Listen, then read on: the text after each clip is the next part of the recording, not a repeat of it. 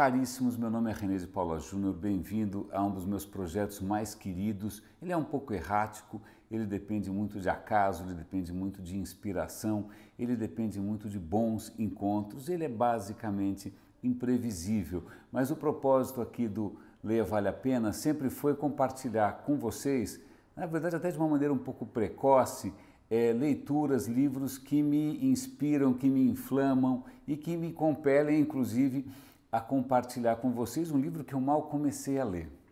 Tá? Na verdade, eu sei que provavelmente, né, certamente existem por aí canais em que existe um resumo completo e que até você nem precisa ler o livro, né? Mas não é esse o meu intuito. O meu intuito aqui é compartilhar a mesma euforia, a mesma paixão e, quem sabe, plantar essa sementinha por aí. Na verdade, acho que eu não caibo em mim. Né? Então, vamos lá. O livro, aliás, a capa é absolutamente genial. Eu vou sobrepor aqui, mas de qualquer maneira está aqui a imagem. Né? A capa, aliás, parece que a imagem está com um defeito, né? Parece que a imagem está com um problema. Cadê o resto do título? Na verdade, o título do livro é A Metade Oculta, a Metade Escondida. Por isso que metade da capa aqui não aparece, né? Como o mundo esconde os seus segredos. O autor é um cara chamado Michael Blastland, eu não conhecia. Eu vim a conhecer o Michael Blastland ouvindo um podcast de um programa que eu absolutamente idolatro, que é o Science Friday, é um programa de ciências radiofônico, acho que a origem dele é radiofônica, de um cara, e que o apresentador é um cara também sensacional, chamado Ira Flatow, e ele entrevistou o autor desse livro. Como o Science Friday é muito tradicional, eles têm uma reputação super elevada, eles conseguem ter acesso a gente muito bacana. E esse foi um desses casos. Ele é um escritor que escreve sobre ciências e ele escreveu um livro bastante... Eu ouvi a historinha que ele contou ali, fui atrás, comprei. Aliás, eu estou lendo num Kindle. Aliás, fica a dica, não estou aqui vendendo o Kindle, você pode ler no e-book reader que você quiser, no tablet que você quiser. A questão eu de uns tempos para cá eu venho lendo, além de ler em papel, claro, eu tenho lido muito no smartphone, mas o smartphone tem muita distração, né? É difícil você manter o foco ali. E agora eu simplesmente adotei um Kindle que estava na gaveta, parado lá, que eu tinha comprado por impulso tempos atrás. Eu adotei, isso tem me permitido ler com muito mais intensidade, com muito mais dedicação, com muito mais foco. Então esse hashtag fica a dica. Pois bem, estou lendo lá. Mas está aqui a capa do livro do Blastland. Ele começa a história ele começa o livro com a seguinte história. Ele conta de um fenômeno que surpreendeu um pouco os cientistas. Eu não sei como é que chama esse bicho, chama Marmor crab, parece um lagostim. É um bicho qualquer aquático, eu não entendo nada de biologia. A questão é a seguinte, num laboratório X, um desses lagostins, por alguma razão qualquer, resolveu dar à luz sozinho. Né? Algumas criaturas fazem isso. Ao invés de se reproduzir de maneira sexuada, elas se autoclonam. Então esse lagostinho começou a se autoclonar que nem um louco, acho que eram 2 lagostinhos inclusive. Aí gerou o quê? Um batalhão de clones.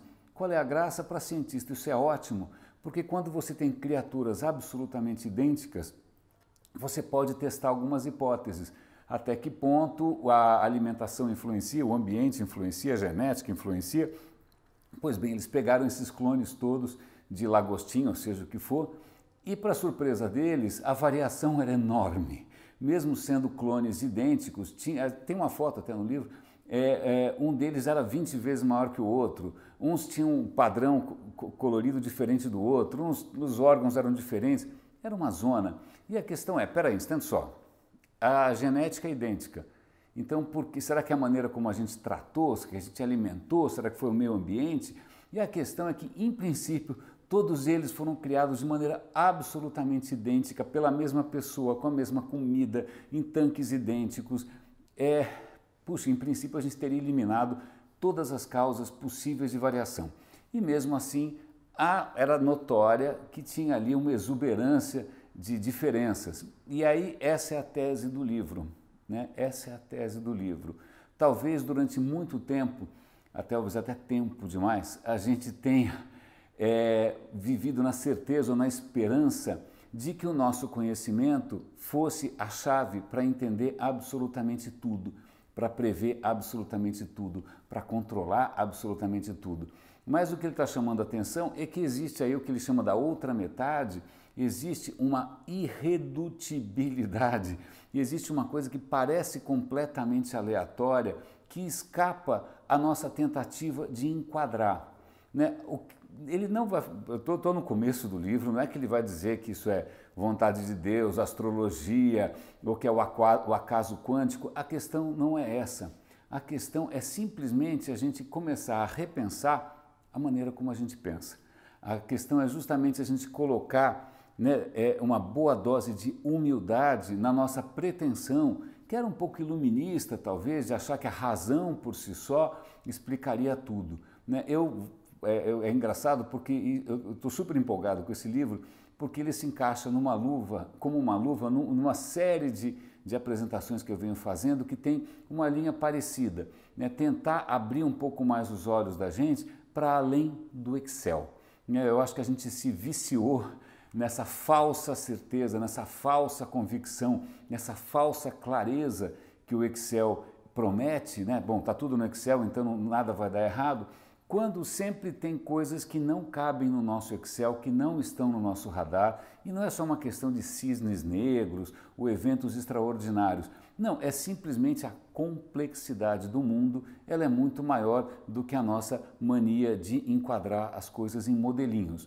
Então, o que ele está chamando a atenção aqui não é que o conhecimento é inútil, ou que de repente desencana, vamos viver de uma maneira intuitiva, ou que o acaso é soberano. Não, ele simplesmente está chamando a atenção, e as evidências são muitas, não é só o bendito lagostinho. Ele fala, cara, a eleição do Trump, uau, todos os especialistas erraram. A eleição do Macron, a eleição do Bolsonaro, o Brexit, e aí ele vai falando inúmeros fenômenos. Você pega a crise de 2008, foi justamente no mercado financeiro, que em princípio é um mercado altamente modelado, informação não falta, ele é todo em cima de números. E como assim todos esses experts erraram na mosca, como diria um amigo meu. Então, eu estou lendo esse livro aqui, eu compartilho a dica com vocês, eu vou incorporar esses insights, essa inspiração na minha eu tenho uma palestra daqui a alguns dias, eu já estou pensando em como acomodar isso aqui no PPT. Eu vou incorporar isso porque isso, de novo, chama a atenção para aquilo que a realidade está esfregando na nossa cara o tempo todo, que é o seguinte: o mundo é mais complexo do que a gente imagina, a gente se ilude quando acha que está controlando tudo, né? E a gente também come bola de uma maneira bíblica, né? Uma maneira absolutamente astronômica, quando a gente tenta enquadrar demais as coisas em modelos hipereficientes, em metrificados, etc. e tal. Simplesmente a gente pode estar cego ou surdo para outra metade que não é necessariamente muda, né? Meus caros, acho que era isso que eu tinha para compartilhar com vocês. Fica a dica, está aqui o livro aqui, leia, vale a pena, eu estou lendo, estou adorando, que é The Hidden Half, a metade oculta, como o mundo esconde os seus segredos. O autor é um cara chamado Michael Blestland. Espero que vocês tenham gostado desse vídeo aqui. Tem inúmeros outros aqui no Leia Vale a Pena.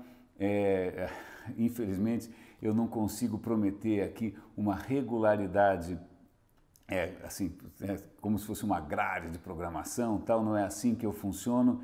Eu acho que eu funciono ultimamente pautado pela metade oculta. Um grande abraço e Leia Vale a Pena.